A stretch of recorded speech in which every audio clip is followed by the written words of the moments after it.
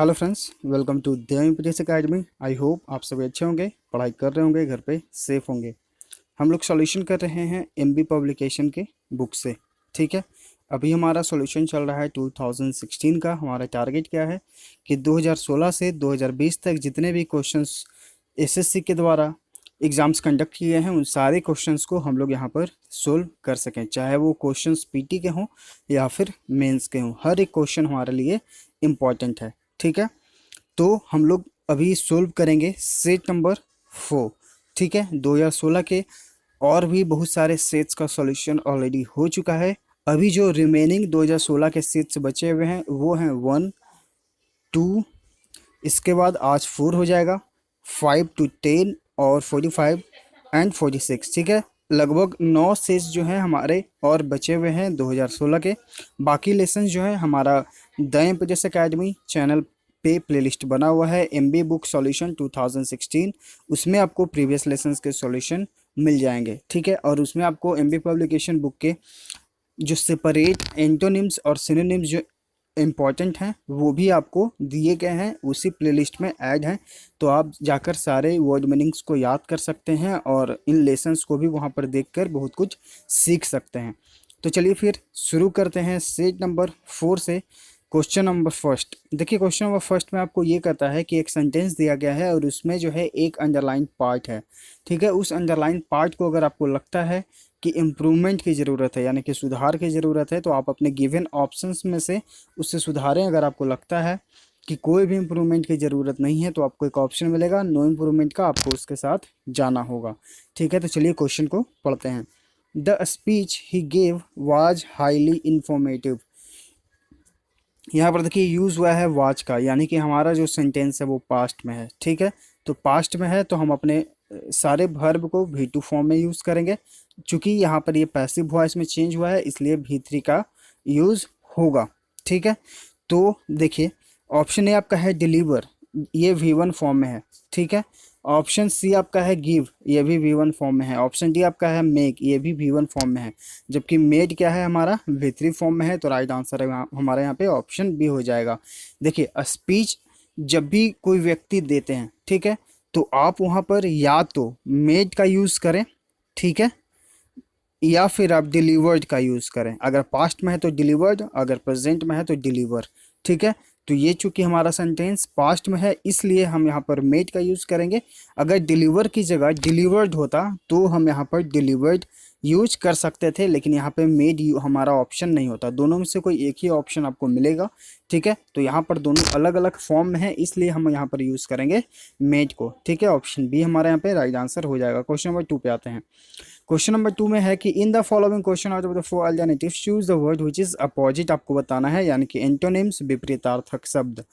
Spurious, ठीक है, इसका मतलब क्या होता है? स्पूरियस मतलब होता है जाली, नकली। ठीक है, अब इसका आपको एंटोनिम बताना है। तो हम कैसे बताएंगे? हमारे पास चार ऑप्शंस हैं।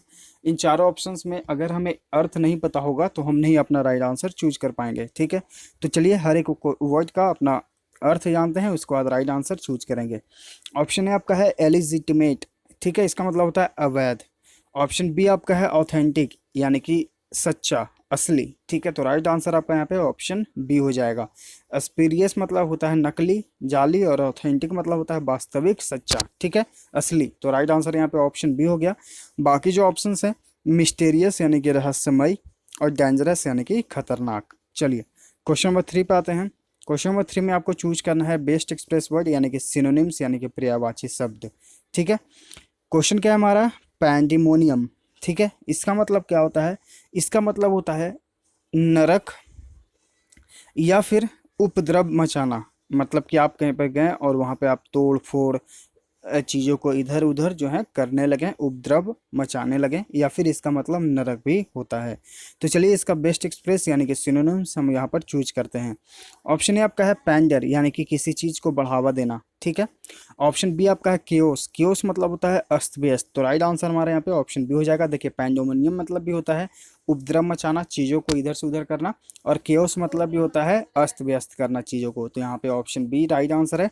बाकी जो ऑप्शन हैं ग्रेटिफाई, यानी कि घूस देना होता है, आनंद देना होता है। ठीक है, और पैनिक मतलब क्या हो गया? भगदड़। ठीक है, तो यहाँ पर राइट आंसर बी है, बाकी option eliminate. Question number 4, question number 4 में फिर से आपको बताना है वेस्ट एक्सप्रेस यानी कि सिनोनिम पर्यायवाची शब्द। क्वेश्चन क्या हमारा है विसिट्यूड्स। ठीक है, विसिट्यूड्स मतलब क्या होता है उतार चढ़ाव। ठीक है, उतार चढ़ाव। अगर इस वर्ड में यहाँ पर जो वर्ड है विसिट्यूड्स, यहाँ अगर यहाँ पर हम इसे एस को रिमूव कर दें, ठीक है, ये तो सिर्फ ये हो जाएगा विसिट्यूड, इसका मतलब हो जाएगा अन्याय। ठीक है, तो ये दोनों वर्ड आप लोग याद कर लीजिएगा। विसिट्यूड मतलब हो गया अन्याय, और अगर इसमें एस लग जाता है विसिट्यूड्स हो जाता है तो इसका मतलब क्या होता है उतार चढ़ाव। ठीक है, तो चलिए अब इसका जो है हम लोग राइट आंसर चूज करते हैं। ऑप्शन ए आपका है सरप्राइजेस यानी कि आश्चर्य। ऑप्शन बी आपका है मीटेबिलिटी यानी कि अस्थिरता। तो राइट आंसर हमारे यहाँ पे ऑप्शन बी है, उतार चढ़ाव हो रहा है यानी कि उस चीज़ में अस्थिरता है। ठीक है, तो राइट आंसर यहाँ पे ऑप्शन बी है। बाकी जो ऑप्शन हैं विजन यानी कि दृष्टि, मिसफॉर्च्यून यानी कि दुर्भाग्य। ठीक है, चलिए क्वेश्चन नंबर 5 पे आते हैं, item and phrases.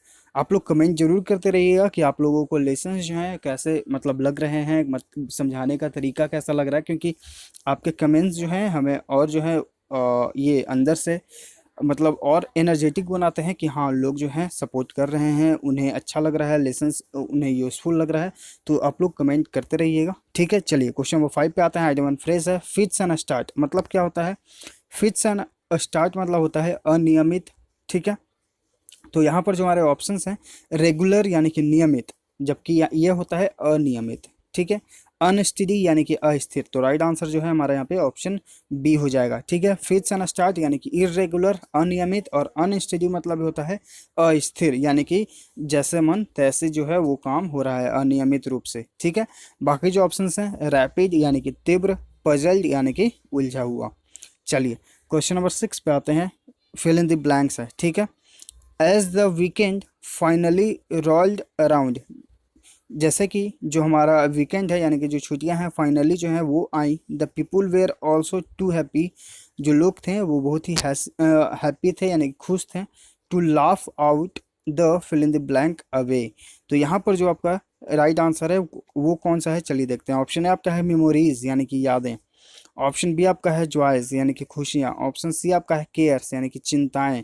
Option D आपका है स्ट्रगल्स यानी कि संघर्ष। तो राइट आंसर जो है हमारे यहाँ पे ऑप्शन सी है, laugh out the cares away, यानी कि जो लोग हैं वो हंसकर सारे चिंताओं को दूर कर रहे हैं। अवे मतलब किसी चीज़ को दूर करना। ठीक है, मतलब कि खुशियाँ मना रहे हैं, चिंताओं को दूर कर रहे हैं। ठीक है, तो यहाँ पर राइट आंसर जो है ऑप्शन सी हो जाएगा।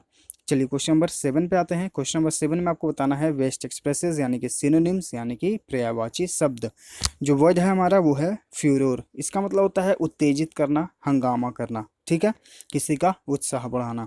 तो ऑप्शंस क्या क्या हैं, फ्यूचरिस्टिक यानी कि भविष्य से संबंधित, चैम्बर यानी कि कक्ष, वरी यानी कि चिंता, एक्साइटमेंट यानी कि उत्साह। तो राइट आंसर जो है हमारे यहाँ पे ऑप्शन डी हो जाएगा। किसी में उत्तेजना भरना, उत्साह भरना या फिर हंगामा करना भी होता है। चलिए क्वेश्चन नंबर 8 पे आते हैं। क्वेश्चन नंबर 8 में आपको बताना है वन वर्ड सब्स्टिट्यूशन। ठीक है, वन हु डज और स्टडीज विदाउट सीरियसनेस, यानी कि कोई ऐसा व्यक्ति जो किसी चीज़ को अध्ययन करता है बिना सीरियसनेस के। ठीक है, मतलब कि गंभीरता उस बात पर नहीं लेता है। तो यहाँ पर जो हमारे ऑप्शंस हैं वो क्या क्या हैं, चलिए देखते हैं। ऑप्शन ए आपका है डिलीटिएंट। ठीक है, तो इसका मतलब होता है कि एक ऐसा व्यक्ति जो चीज़ों को सीरियस ना लेता हो, गंभीरता से ना लेता हो। तो राइट आंसर जो हमारे यहाँ पे ऑप्शन ए हो जाएगा। बाकी जो ऑप्शंस हैं डिलिजेंट यानी कि मेहनती, डेलिबरेट मतलब क्या होता है जानबूझकर करना या फिर विचार करना भी होता है। ठीक है, डिस्ट्रैक्टेड मतलब क्या होता है विचलित कर देना। चलिए अब हम लोग आते हैं फिर से क्वेश्चन नंबर 9 पे। क्वेश्चन नंबर 9 है हमारा OWS, make something less save.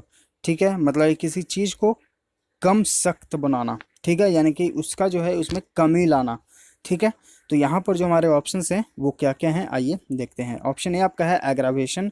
Aggravation मतलब क्या होता है उत्तेजित करना, बढ़ाना चढ़ाना। ठीक है, मतलब बढ़ाना। मेडिएशन मतलब क्या होता है समाधि।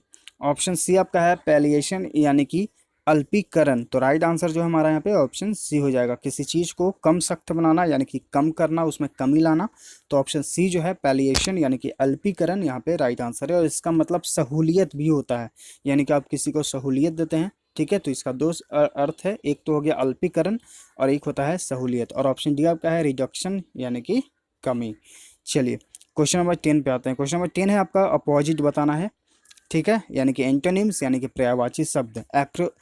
एक्रीमोनी, इसका मतलब क्या होता है? एक्रीमोनी मतलब, एक्रीमोनी मतलब होता है रूखापन, ठीक है, कटुता, कठोरता, ठीक है। तो यहाँ पर जो हमारे ऑप्शंस हैं वो क्या क्या हैं? हार्श यानी कठोर, तो ये देखिए सिनोनिम हो गया, जबकि हमें बताना है एंटोनिम्स।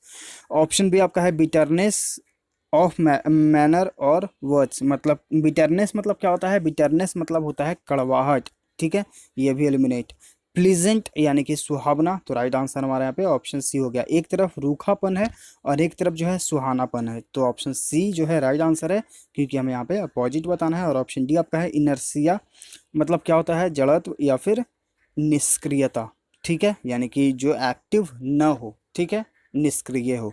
चलिए अब आते हैं हम लोग क्वेश्चन नंबर 11 पे। क्वेश्चन नंबर 11 में है आपको अंडरलाइन सेक्शन है उसे इम्प्रूव करने की ज़रूरत है, तो आप अपने ऑप्शंस में से सुधारें। अगर आपको लगता है कि इम्प्रूवमेंट की ज़रूरत नहीं है तो आप जाएं नो इम्प्रूवमेंट के साथ, लेकिन एक भी क्वेश्चन हम लोग यहाँ पर छोड़ेंगे नहीं, क्योंकि हर एक क्वेश्चन आपको मार्क्स देकर जाता है और हर एक मार्क आपके लिए इम्पोर्टेंट है, आपके मेरिट बनने में काम आएगा। इसलिए हम लोग यहाँ पर हर एक क्वेश्चन को डिटेल में सीखते हैं, ताकि जो है आप एग्जाम में इस तरह के क्वेश्चंस देखें तो अपना राइट आंसर तुरंत जो है चूज कर सकें।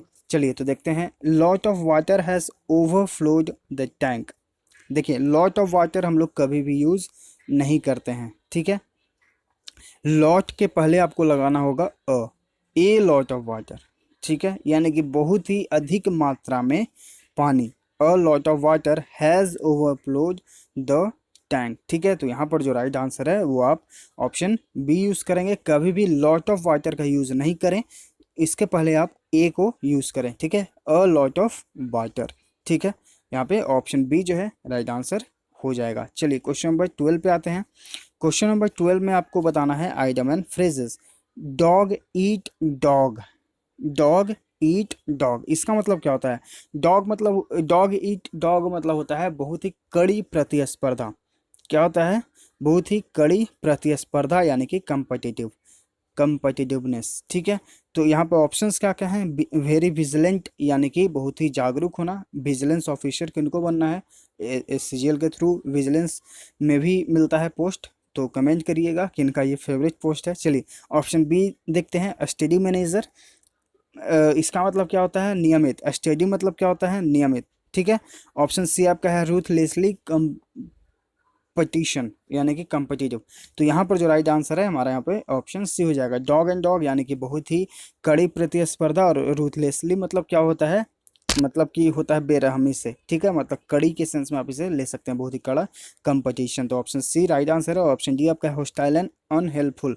होस्टाइल मतलब क्या होता है? शत्रुता, शत्रुता यानी कि दुश्मनी, तो ठीक है, ये भी ऑप्शन एलिमिनेट हो जाएगा। राइट आंसर यहाँ पे ऑप्शन सी है।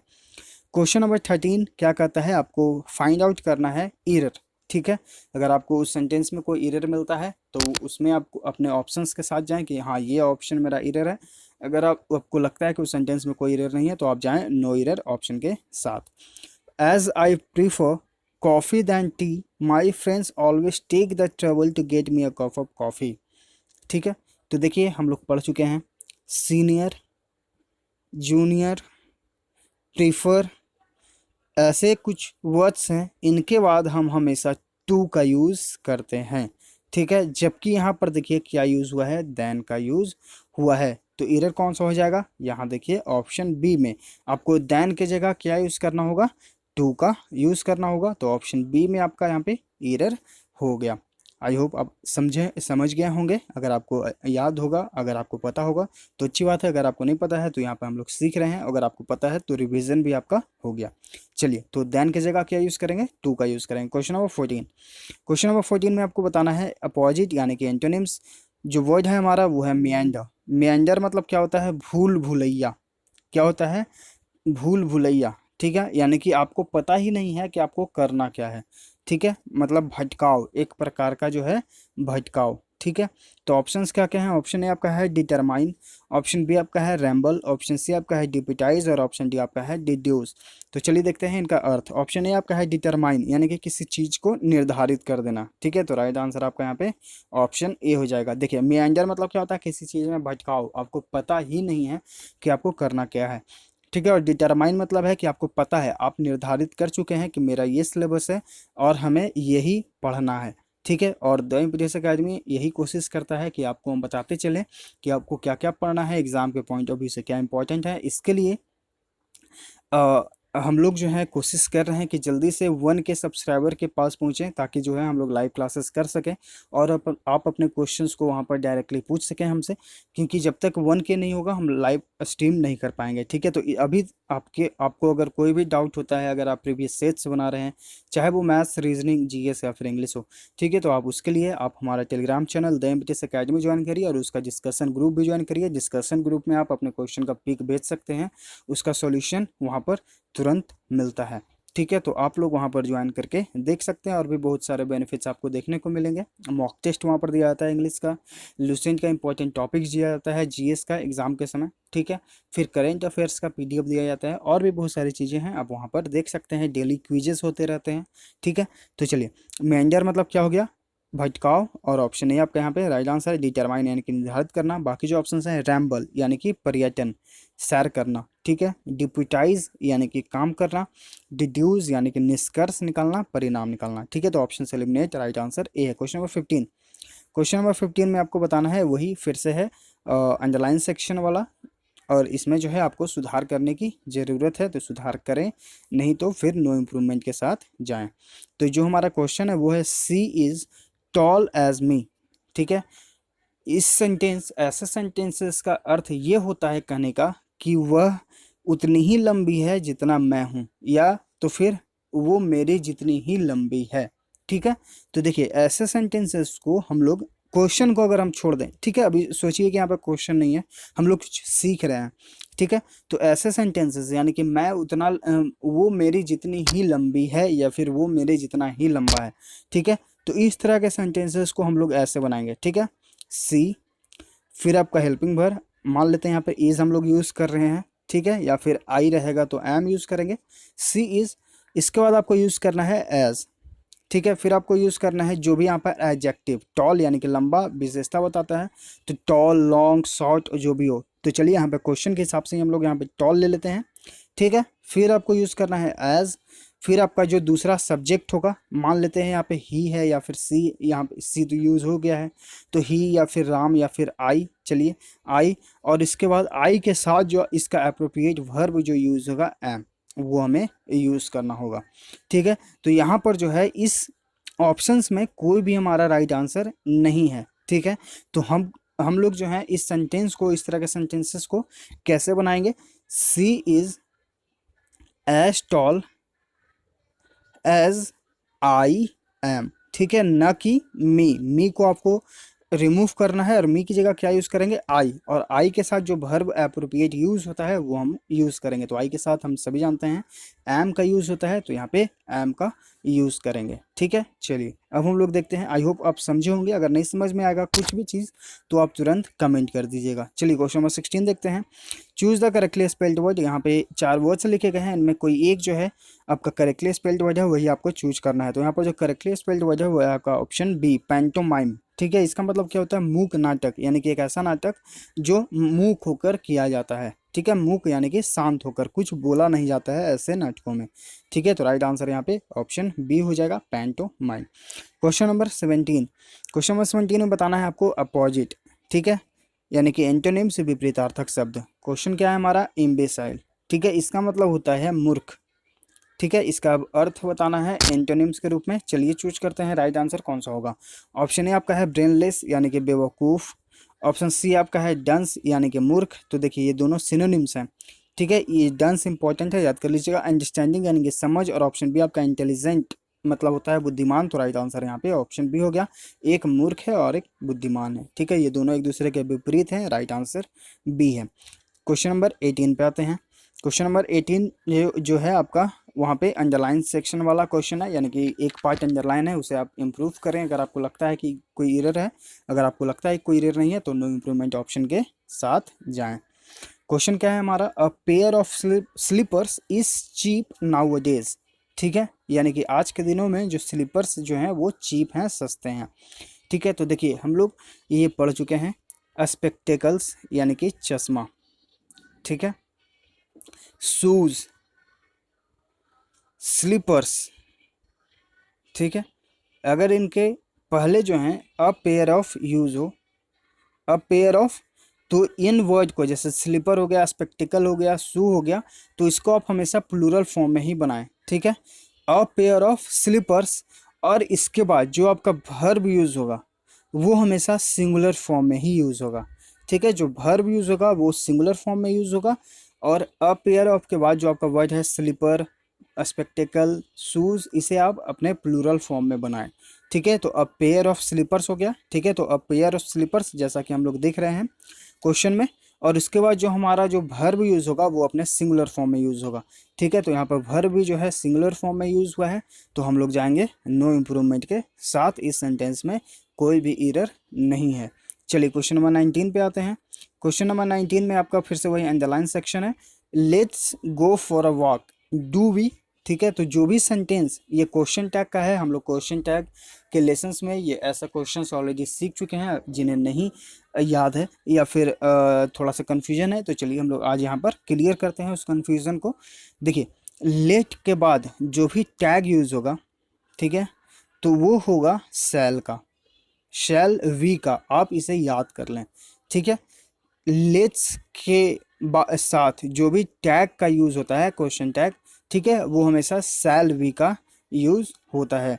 तो यहाँ पर जो राइट आंसर होगा वो कौन सा होगा? Option B, let's go for a walk shall we, ठीक है। तो ऑप्शन बी यहाँ पे राइट आंसर हो जाएगा। ये आप लोग याद ही कर लीजिए, लेट्स के बाद जो क्वेश्चन टैग बनेगा वो हमेशा शैल वी में ही बनेगा।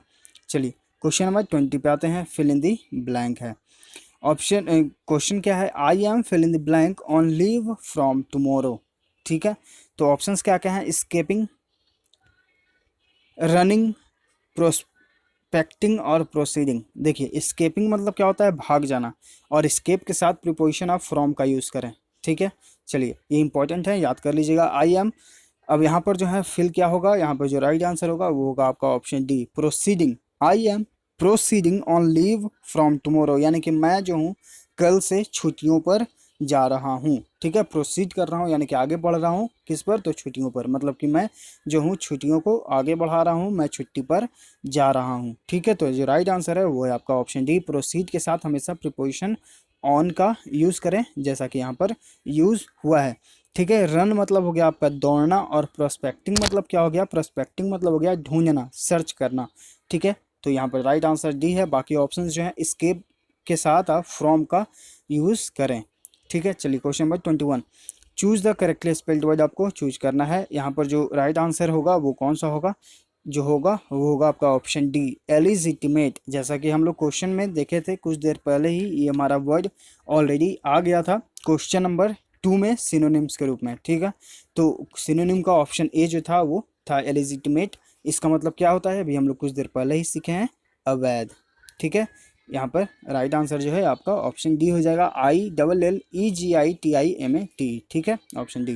Question number 22, item and phrase बताना है। ऑल एगॉग मतलब क्या होता है? अति उत्सुक, यानी कोई ऐसा व्यक्ति जो उस चीज़ को सीखने के लिए बहुत ही उत्सुक हो, ठीक है। ऑप्शंस क्या हैं? अनएक्सपेक्टेड, यानी कि आशा से परे, यानी कि आपकी आशा के विपरीत वो काम हो गया, अनएक्सपेक्टेड। डिस्प्यूट यानी कि विवाद, एक्सपेक्टेंट यानी कि अति उत्सुक। तो राइट आंसर यहाँ पे ऑप्शन डी है, सॉरी सी है, और ऑप्शन डी आपका है डिसीव, यानी कि धोखा देना। देखिए, कुछ वर्ड्स जो हैं वो आपको कन्फ्यूज़न करते हैं, और वो वर्ड्स आपसे पूछे जाते हैं करेक्टली स्पेल्ड में। जैसे कि यहाँ पर डिसीव है, ये आप याद कर लीजिएगा। रिसीव है, ठीक है। कंसीव है, परसीव है, इस तरह के वर्ड्स आप लोग याद कर लीजिएगा। हमेशा क्वेश्चंस पूछे जाते हैं, आई को ई में चेंज कर देगा, मतलब इंटरचेंज कर देगा, ठीक है। तो ऐसे आप लोग इन वर्ड्स को जो कन्फ्यूजिंग थोड़ा सा होते हैं, ई आई ई, उन्हें आप लोग अच्छे से याद कर लीजिएगा। Question number 23, item and phrases. Gift of the gap, ठीक है। गिफ्ट ऑफ द गैप यानी कि एक अच्छा वक्ता, यानी कि एक ऐसा व्यक्ति जो बहुत ही अच्छा बोलता है, ठीक है। तो जो राइट आंसर है वो है आपका ऑप्शन ए, इलोक्वेंट, यानी कि बहुत ही अच्छा बोलने वाला। बाकी जो ऑप्शन हैं, पजलिंग यानी कि उलझा हुआ, डिसेप्टिव मतलब क्या होता है? कपटी व्यक्ति, और एम्बैरेसिंग यानी कि शर्मनाक। चलिए क्वेश्चन नंबर 24 पे आते हैं। Choose the correctly spelled word. जो यहाँ पर करेक्टली स्पेल्ड वर्ड है वो है आपका ऑप्शन ए। ये हम लोग कल के लेसन में पढ़े हैं, कंसाइनस यानी कि ईमानदार या फिर विवेकशील, कंसियसनेस, ठीक है। कंसियसनेस मतलब होता है ईमानदार या फिर विवेकशील। कैलकुलेशन में हम लोग ये याद किए थे। बाकी जो ऑप्शंस हैं, कॉन्ट्रैक्चुअल यानी कि ठेका संबंधित, यहाँ जो इसका करेक्टली स्पेल्ड वर्ड है वो है आपका CONTRAT, कॉन्ट्रैक्चुअल, ठीक है। तो यहाँ पे AU को रिप्लेस कर दिया गया है, ठीक है। फिर ऑप्शन सी आपका है कॉरिगेटेड। तो कॉरिगेटेड का जो सही स्पेलिंग है वो है आपका CORRUGATED। कॉरिगेटेड मतलब होता है सिकुड़ना, ठीक है, सिकुड़ना। और ऑप्शन डी आपका है कंसेंट, मतलब होता है सहमति, और इसका जो करेक्ट स्पेल्ड है वो है आपका CONACNT, ठीक है। सी को रिप्लेस करेंगे एस से। तो राइट आंसर यहाँ पे ऑप्शन ए हो गया। यहाँ पे बाकी जो ऑप्शन हैं आप लोग याद कर लीजिएगा, आपको बता दिया गया है। क्वेश्चन नंबर 25 में आते हैं। क्वेश्चन नंबर 25 में आपको फाइंड एन एरर करना है, यानी कि आपको एरर बताना है। I shake his hand when he arrived and when he left. देखिए, हम देख रहे हैं कि हमारे जो दो पार्ट्स हैं, यानी कि सेंटेंस के और जो दो पार्ट्स हैं वो अपने पास्ट फॉर्म में, यहाँ देखिए अराइव्ड का यूज़ हुआ है यानी कि V2 फॉर्म में है, लेफ्ट का यूज़ हुआ है यानी कि ये भी अपने V2 फॉर्म है। और V2 फॉर्म को हम लोग क्या यूज़ करते हैं अपने पास्ट सेंटेंसेस में।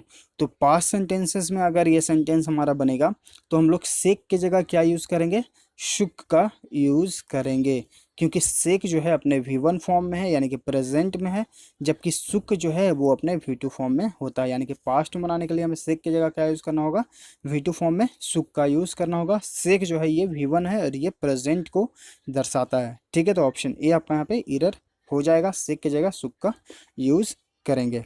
चलिए क्वेश्चन नंबर 26 में आते हैं। OWS आपको बताना है, वन वर्ड सब्स्टिट्यूशन। स्ट्रेंज इन अपीयरेंस यानी कि कुछ ऐसा चीज़ जो बहुत ही दिखने में विचित्र हो, अनोखा हो, ठीक है। तो यहाँ पर जो राइट आंसर है वो है आपका ऑप्शन ए बिजार है, यानी कि अनोखा, विकृत, ठीक है, विचित्र। बाकी जो ऑप्शंस हैं, रस्टिक यानी कि असभ्य, गवार, जीरियाट्रिक मतलब होता है बुढ़ापे का, और डिक्रेपिटिक मतलब होता है डिक्रेपिट, ठीक है, इसका मतलब होता है पुराना। तो यहाँ पर जो राइट आंसर है वो है आपका ऑप्शन ए डिक्रेपिट। ये पूछा नहीं गया है लेकिन आप लोग याद कर लीजिएगा, क्योंकि ये कुछ नए वर्ड्स हैं तो ये ज़रूर आप लोग याद कर लीजिएगा। मे भी आपके आने वाले एग्जाम्स में पूछा जाए। इसका मतलब होता है पुराना, रस्टिक तो पूछा गया है, इसका मतलब होता है असभ्य या फिर गवार। चलिए क्वेश्चन नंबर 27 पे आते हैं। Choose the correctly spelled word. यहाँ पर जो करेक्टली स्पेल्ड वर्ड है वो है आपका गोरिल्ला, GUERRILLA, यानी कि डबल आर और डबल एल यहाँ पे आपको यूज़ करना है। ऑप्शन ए आपका यहाँ पे राइट आंसर है। इसका एक तो मतलब हो गया गोरिल्ला, या फिर मतलब होता है छापे मार। क्या होता है, छापे मार। तो यहाँ पर जो राइट आंसर है वो है आपका ऑप्शन ए। चलिए अब हम लोग देखते हैं क्वेश्चन नंबर 28। क्वेश्चन नंबर 28 है आपका फिल इन द ब्लैंक।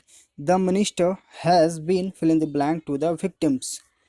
जो मिनिस्टर हैं वो क्या हुए विक्टिम्स के लिए, चलिए देखते हैं। ऑप्शन ए आपका है सेल्फिश यानी कि स्वार्थी, ऑप्शन बी आपका है लिबरल यानी कि दानी, ऑप्शन सी आपका है जेनरस यानी कि उदार, और ऑप्शन डी आपका है रिच, ठीक है। देखिए लिबरल मतलब उदार भी होता है और दानी भी होता है। तो यहाँ पर दो दो वर्ड का अर्थ जो हो गया वो हो गया यहाँ पर उदार, लेकिन हमें यहाँ पर जो है सेंटेंस को थोड़ा और आगे पढ़ेंगे तो फिल इन द ब्लैंक के बाद हमारा यूज़ हुआ है टू का। तो टू किसके साथ यूज होता है, टू जेनरस के साथ यूज होता है। लिबरल के साथ जो है प्रीपोजिशन यूज नहीं होगा, जेनरस के साथ प्रीपोजिशन टू का यूज होगा। इसलिए हम लोग यहाँ पर चूज करेंगे ऑप्शन सी को, the minister has been generous to the victims, ठीक है। तो जेनरस मतलब क्या हो गया, उदार, ठीक है। तो ऑप्शन सी यहाँ पे राइट आंसर हो जाएगा। क्वेश्चन नंबर 29 आपको यहाँ पे फाइंड आउट करना है एरर को। The young child singed a very sweet song for the audience, ठीक है। तो देखिए यहाँ पे सिंग मतलब हो गया गाना गाना, ठीक है। तो सिंग का जो V2 फॉर्म होता है वो होता है आपका सैंग, और V3 फॉर्म होता है संग, ठीक है। तो यहाँ पर जो राइट आंसर है वो है आपका ऑप्शन बी, सिंग्ड की जगह हम लोग क्या यूज़ करेंगे, सैंग का यूज़ करेंगे, क्योंकि ये जो वर्ड है ये गलत है। सैंग का जो सिंग का V2 फॉर्म होता है वो होता है सैंग, ठीक है। तो यहाँ पे सिंग जो है एक गलत वर्ड यहाँ पर यूज़ किया गया है। The young child सैंग a very sweet song for the audience, यानी कि जो युवा बच्चा है उसने जो है ऑडियंस के लिए बहुत ही प्यारा गाना गाया, ठीक है। तो गाना गाया यानी कि V2 फॉर्म में, तो सैंग हम लोग यूज़ करेंगे, ये वर्ड गलत यूज़ हुआ है, ठीक है। चलिए क्वेश्चन नंबर 30 पे आते हैं हम लोग। क्वेश्चन नंबर 30 में आपको बताना है क्वेश्चन नंबर 30 में बताना है हमें अपोजिट वर्ड। यहाँ पर देखिए एंटोनिम्स, ठीक है। इग्नाइट, इग्नाइट मतलब क्या हो गया? इग्नाइट मतलब हो गया आग लगाना। क्या होता है? आग लगाना। ऑप्शंस क्या क्या हैं? लाइट यानी कि रोशनी, रिकिंडल यानी कि फिर से जलाना, एक्सटिंगाइश मतलब होता है आग का बुझाना। तो राइट आंसर जो हमारा यहाँ पे ऑप्शन सी हो जाएगा। इग्नाइट यानी कि आग लगाना और एक्सटिंग्विश मतलब हो गया आग बुझाना। तो ये दोनों एक दूसरे के विपरीत हो गए और हमें यहाँ पे अपोजिट ही चूज करना है। तो राइट आंसर यहाँ पे ऑप्शन सी है और ऑप्शन डी आपका है जेन्युइन यानी कि वास्तविक, असली। ठीक है, चलिए क्वेश्चन नंबर 31 पे आते हैं। यहाँ पे आपको बताना है वेस्ट एक्सप्रेस यानी कि सिनोनिम। ठीक है, इनएडवर्टेंट मतलब क्या होता है? अनजाने में। ठीक है, अनजाने में कोई काम आपसे हो गया, यानी कि आपने वो काम जानबूझकर नहीं किया है, अनजाने में हो गया। ठीक है, तो ऑप्शन चलिए देखते हैं। इनसिग्निफिकेंट यानी कि तुच्छ, महत्वहीन, केयरलेस यानी कि लापरवाह, अनइंटेंशनल यानी कि जो ऐसा काम जो अनजाने में आपसे हुआ है, और इनएडवर्टेंट मतलब ये होता है अनजाने में। तो राइट आंसर जो है यहाँ पे ऑप्शन सी है। और यही वर्ड अगर आपका इंटेंशनल होता तो इंटेंशनल मतलब होता है कि जानबूझकर कोई काम करना, और अनइंटेंशनल हो गया कि अनजाने में कोई काम होना। ठीक है, तो ऑप्शन सी यहाँ पे राइट आंसर है। ऑप्शन डी आपका डिफिकल्ट यानी कि कठिन। चलिए क्वेश्चन नंबर 32 पे आते हैं। यहाँ पे आपको बताना है वन वर्ड सब्स्टिट्यूशन। लिवली और हाई स्पिरिटेड यानी कि एक ऐसा व्यक्ति जो बहुत ही ऊर्जावान है, जिंदा दिल है। ठीक है, तो यहाँ पर हाई स्पिरिटेड मतलब होता है जो बहुत ही उत्तेजित होता है, ऊर्जावान होता है। ठीक है, उत्साह से भरा होता है। ऑप्शंस जो हैं, डिप्रेशन मतलब होता है खिन्नता। ठीक है, ऑप्शन बी आपका है ग्रेव। ग्रेव मतलब क्या होता है? ग्रेव मतलब होता है गंभीर। और भाई बस सीएस मतलब क्या होता है? ऊर्जावान। तो राइट आंसर जो हमारा यहाँ पे ऑप्शन सी हो जाएगा। ठीक है, यानी कि उत्साह से भरा, एनर्जेटिक। ऑप्शन डी आपका है डिस्करेज यानी कि हतोत्साहित करना। ठीक है, यानी कि आपके उत्साह को कम करना। Question number 33, choose the correct spelled word. तो यहाँ पर करेक्टली स्पेल्ड वर्ड आपको चूज करना है। तो यहाँ पर जो करेक्टली स्पेल्ड वर्ड है वो है आपका ऑप्शन ए। ठीक है, म्यूजली, MUESLI। ठीक है, तो यहाँ पर राइट आंसर जो है आपका ऑप्शन ए हो जाएगा। चलिए क्वेश्चन नंबर 34 पे आते हैं। क्वेश्चन नंबर 34 में है आपका item and phrases. In harness, in harness मतलब क्या होता है? अपने काम के दौरान। ठीक है, जैसे हम लोग ये वर्ड पढ़े हैं डाई इन हार्नेस, यानी कि अपने काम के दौरान ही उनकी मृत्यु हो गई। ठीक है, यानी कि आप अपने ऑफिस में थे, काम कर रहे थे और उस दौरान आपकी मृत्यु हो गई। तो इन हार्नेस यानी कि काम के दौरान। ठीक है, तो यहाँ पर जो राइट आंसर है वो है आपका ऑप्शन ए, इन ऑफिस। ठीक है, यानी कि आप ऑफिस में थे, काम कर रहे थे उस समय जो है। तो ये हुआ इसका अर्थ। बाकी जो ऑप्शन हैं, होल्ड ऑन, होल्ड ऑन मतलब होता है रोकना। ठीक है, ग्रिपिंग मतलब क्या होता है? ग्रिपिंग मतलब होता है कस कर पकड़ना, या फिर इसका मतलब मनोरंजक भी होता है। ठीक है, और इन साइलेंस यानी कि शांति में। चलिए क्वेश्चन नंबर 35 पे आते हैं। फिल इन द ब्लैंक है। The members could not arrive at a fill in the blank regarding the issue. जो मेंबर्स थे, जो सदस्य लोग थे, वो इस अराइव एट, अराइव के साथ प्रीपोजिशन एट का यूज़ करना है। ठीक है, at fill in the blank regarding the issue, यानी कि ये जो मुद्दा है उसके रिगार्डिंग वो जो है मेंबर्स नहीं पहुंच सके। क्या नहीं पहुंच सके? चलिए देखते हैं। ऑप्शन ए आपका है जजमेंट यानी कि निर्णय, एक्शन यानी कि कार्य, पॉलिसी मतलब क्या हो गया? नीति, और कंसेंसस यानी कि सर्वसम्मति। तो राइट आंसर जो हमारा यहाँ पे ऑप्शन डी हो जाएगा। यानी कि जो the members could not arrive at the consensus regarding the issue, यानी कि जो मेंबर्स हैं वो सर्वसम्मति पर नहीं पहुंच पाए इस मुद्दे को लेकर, यानी कि उनमें जो है सहमति नहीं थी, सभी लोगों में सहमति नहीं थी। ठीक है, तो कंसेंसस यानी कि सर्वसम्मति। ऑप्शन डी यहाँ पे राइट आंसर हो जाएगा। क्वेश्चन नंबर 36 में आपको फिर से फिल इन दी ब्लैंक है। The mission of this institution, यानी कि इस संस्था का मिशन क्या है? Is to fill in the blank young minds to explore their ability, यानी कि जो यंग माइंड्स हैं, जो यंग बच्चे हैं, उनके माइंड को एक्सप्लोर करना, बढ़ावा देना उनके क्षमताओं को। ठीक है, तो यहाँ पर जो ऑप्शंस क्या क्या है? कैटलाइज यानी कि उत्प्रेरित करने का काम, कैकल यानी कि कुड़कुड़ाना। ठीक है, ऑप्शन सी आपका है सर्कुलेट यानी कि प्रसारित करना या घुलना। ठीक है, कॉम्बैट यानी कि युद्ध। राइट आंसर आपका यहाँ पे ऑप्शन ए हो जाएगा। कैटलाइज यानी कि होता है उत्प्रेरित करने का काम करना। ठीक है, जो इस इंस्टीट्यूशन का मेन मिशन यही है कि जो यंग माइंड्स हैं उनको जो है उत्प्रेरित करें हम। ठीक है, उनकी योग्यताओं को उत्प्रेरित करें। तो राइट आंसर जो है आपका यहाँ पे ऑप्शन ए हो जाएगा। क्वेश्चन नंबर 37 में आपको बताना है बेस्ट एक्सप्रेस यानी कि सिनोनिम्स।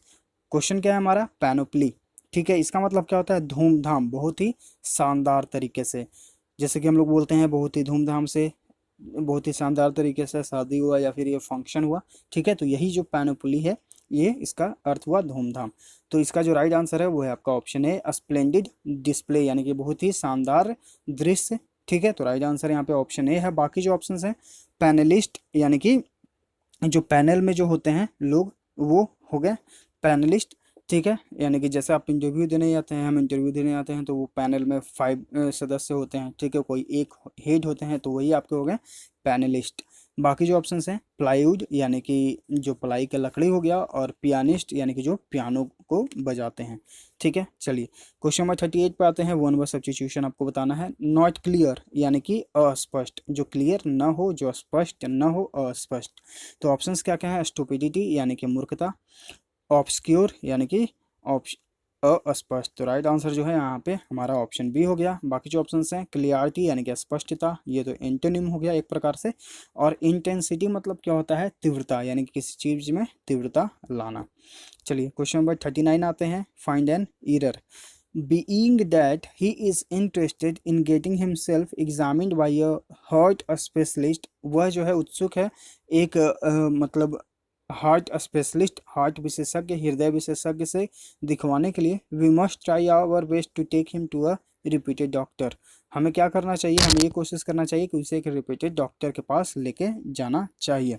तो देखिए यहाँ पर क्या सेंस बन रहा है कि चूंकि वह इंटरेस्टेड है इसलिए हम लोग को लेके जाना चाहिए। तो चूंकि के लिए हम लोग यूज़ करते हैं एस का, न कि बीइंग दैट का। ठीक है, तो यहाँ पर जो राइट आंसर है वो है आपका ऑप्शन बी। बीइंग दैट को हम लोग रिमूव करेंगे और यूज़ करेंगे एज का। एज ही है, as he is interested in, चूँकि वह इंटरेस्टेड है। ठीक है, दिखवाने के लिए खुद को, मतलब हार्ट स्पेशलिस्ट है, तो हमारा ये काम कर्तव्य होना चाहिए कि हम जो है उसे कोई रिप्यूटेड डॉक्टर के पास लेकर जाएं, यानी कि अच्छे डॉक्टर के पास लेकर जाएं। ठीक है, तो ऑप्शन बी में यहाँ पे एरर है, बीइंग दैट के जगह हम लोग यूज़ करेंगे एज का। चलिए क्वेश्चन नंबर 40 पे आते हैं। फिर से आपको फाइंड आउट करना है एक error. If a student needs advices about careers, he or she could consult the careers officer। ठीक है, तो यहाँ पर देखिए एक वर्ड यूज़ हुआ है एडवाइस, ये हम लोग पढ़ चुके हैं। एडवाइस को कभी भी हम लोग प्लूरल नहीं बनाते हैं। एडवाइस मतलब क्या होता है, सलाह। ठीक है, तो इसका जो है हम लोग कभी भी प्लूरल नहीं बनाते हैं। ठीक है, तो यहाँ पर जो एरर है वो हो जाएगा आपका कौन सा, आपका हो जाएगा इस में ऑप्शन सी। ठीक है, एडवाइस को कभी भी आप प्लूरल नहीं बनाएं। ठीक है, तो कौन सा यहाँ पे एरर है, ऑप्शन सी में एरर है। चलिए क्वेश्चन नंबर 41 टू 45 क्या कहता है, आपको फिल इन दी ब्लैंक है। You paid $40 for this fill in the blank set of stamps, Sushant asked in disbelief। तुमने जो है इस चीज के लिए जो है इस स्टैम्प के चीज के लिए जो है $40 पे किए। ठीक है, तो यहाँ पर जो ऑप्शंस हैं क्या क्या हैं, चलिए देखते हैं। माइजरेबल मतलब क्या होता है, तुच्छ। ठीक है, मार्वेलस मतलब क्या होता है, बहुत ही अच्छा। एक्सेलेंट, अच्छा, यूनिक, अनोखा। तो राइट आंसर जो है हमारा यहाँ पे ऑप्शन ए है, माइजरेबल यानी कि तुच्छ, मतलब कि जिसका कोई महत्व ना हो। You paid $40 for this miserable set of things, यानी कि तुमने इस तुच्छ स्टैम्प्स के सेट के लिए, जिसका कोई महत्व नहीं है, उसके लिए तुमने $40 जो है वो पेड किए। ठीक है, माइजरेबल मतलब क्या हो गया, तुच्छ, या फिर इसका मतलब दुखी भी होता है। ठीक है, तो ये दोनों अर्थ आप लोग याद कर लीजिएगा। Sushant asked in disbelieve, Sushant ने ये पूछा डिसबिलीव में, यानी कि डिसबिलीव मतलब क्या होता है, शंका। ठीक है, ये जो वर्ड यूज हुआ है इसका मतलब होता है शंका, डाउट होना। ठीक है, Michael put the stamps carefully, Michael ने स्टैम्प्स को सावधानी से रखा इनटू हिज एल्बम, अपने एल्बम में। ठीक है, इट वाज नो, यहाँ पर जो राइट आंसर होगा वो होगा आपका option C, use. It is no use, यानी कि अब यह कहने की कोई ज़रूरत नहीं है Sushant about his precious stamp collection, Sushant को यह अब कहने की कोई ज़रूरत नहीं है। नो यूज़ यानी कि अब कोई ज़रूरत ही नहीं है बोलने के लिए about his precious stamp collection. Precious मतलब कीमती, इस कीमती स्टैम्प कलेक्शन के बारे में कुछ भी कहने की ज़रूरत नहीं है। ठीक है, एवेल मतलब होता है लाभ उठाना। ठीक है, ऑप्शन ए जो आपको यहाँ पर है एवेल मतलब हो गया लाभ उठाना। सी लाइक ऑल गर्ल्स, ठीक है, वह यानी कि और भी दूसरे लड़कियों की तरह is only interested in fill in the blank fashion magazines. तो यहाँ पर जो राइट आंसर होगा वो होगा आपका option C, sorry option B, glossy. Glossy मतलब होता है चमकदार, यानी कि वह भी जो है बाकी लड़कियों की तरह सिर्फ चमकदार फैशन मैगजीन्स को जो उसमें जो है इंटरेस्टेड है। With pointing women in designer clothes, यानी कि जो कपड़े होते हैं वो designer, and fill in the blank like. तो यहाँ पर 45 में जो फिल होगा वो होगा articles. Articles like how to lose weight without eating less, यानी कि इस सेंटेंस में चलिए हम लोग समझते हैं एक बार फिर से। यहाँ पर पहले हम लोग देख लेते हैं कुछ इंपॉर्टेंट वर्ड। ब्लीड मतलब होता है, ब्लिड्स मतलब होता है बम गिराना, ठीक है। पीरियोडिकल मतलब क्या होता है, नियतकालीन। मॉडर्न मतलब आधुनिक। सिल्की मतलब रेशमी। शाइनी यानी कि क्या हो गया, चमकदार, ठीक है। यहाँ पर ये इंपॉर्टेंट वर्ड्स थे हमारे लिए। तो चलिए इसको समझ लेते हैं एक बार फिर से। You paid $40 for this miserable set of stamps, यानी कि तुमने इस तुच्छ स्टैम्प्स के सेट के लिए $40 पे किए। सुशान आस्क्ड इन डिसबिलीफ, यानी कि उसने शंका में पूछा सुशान ने।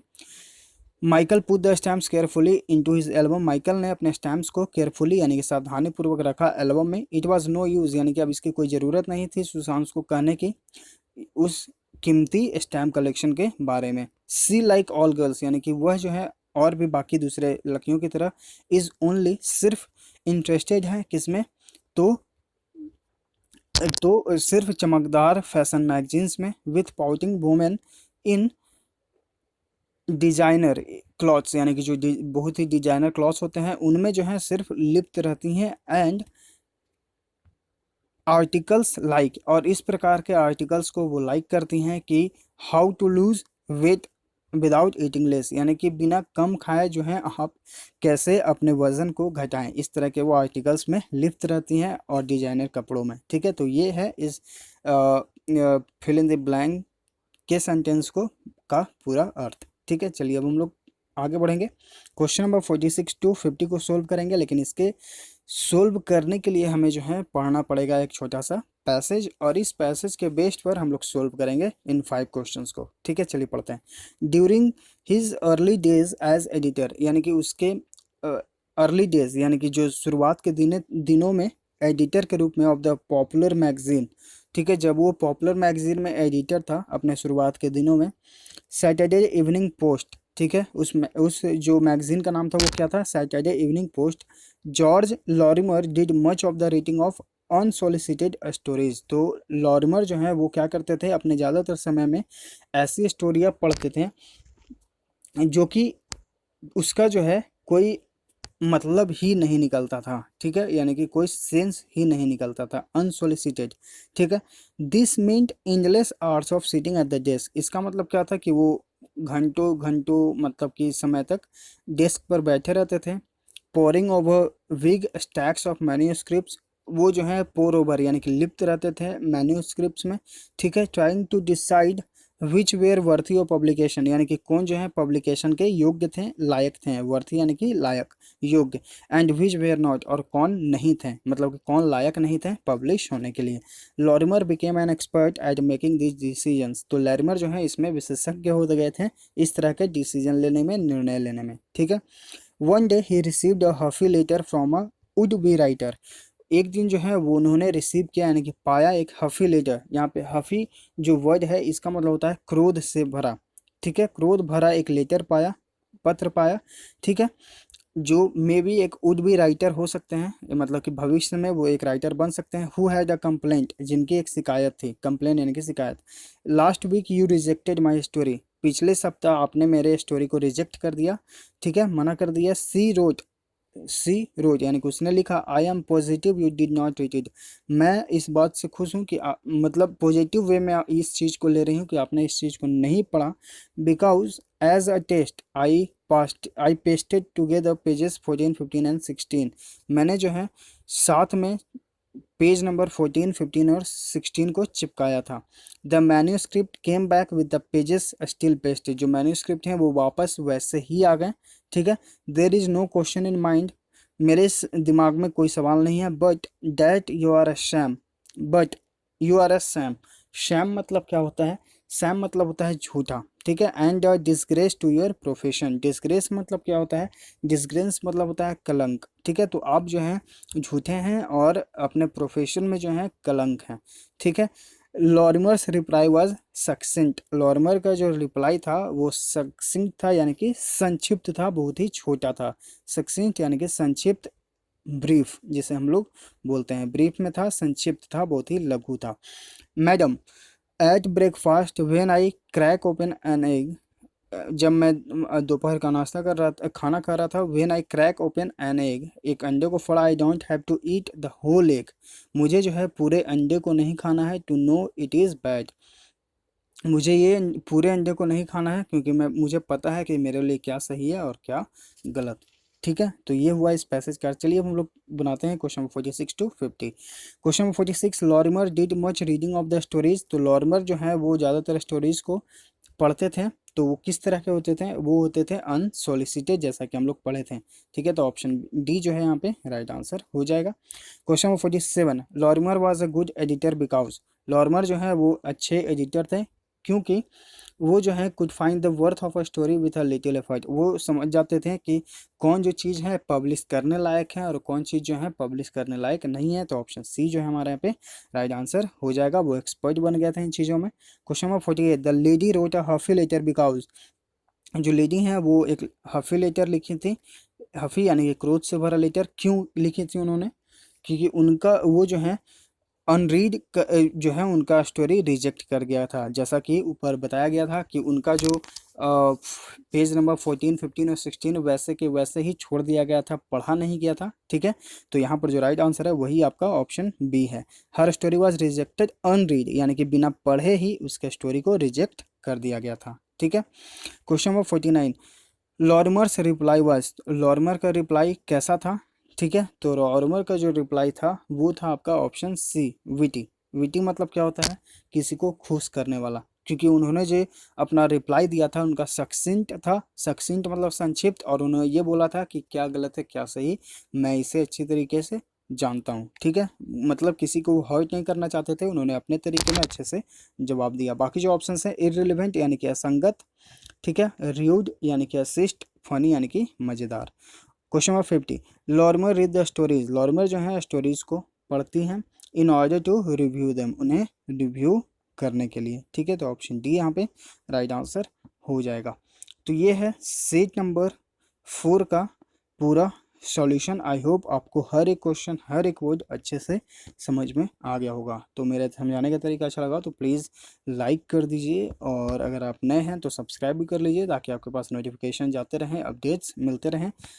और लेसन्स को ज़्यादा से ज़्यादा शेयर करिए ताकि और लोग जो हैं इसे देखें, समझें, सीखें और हमारे साथ जुड़ें। मिलते हैं आगे के लेसन्स में। Thank you.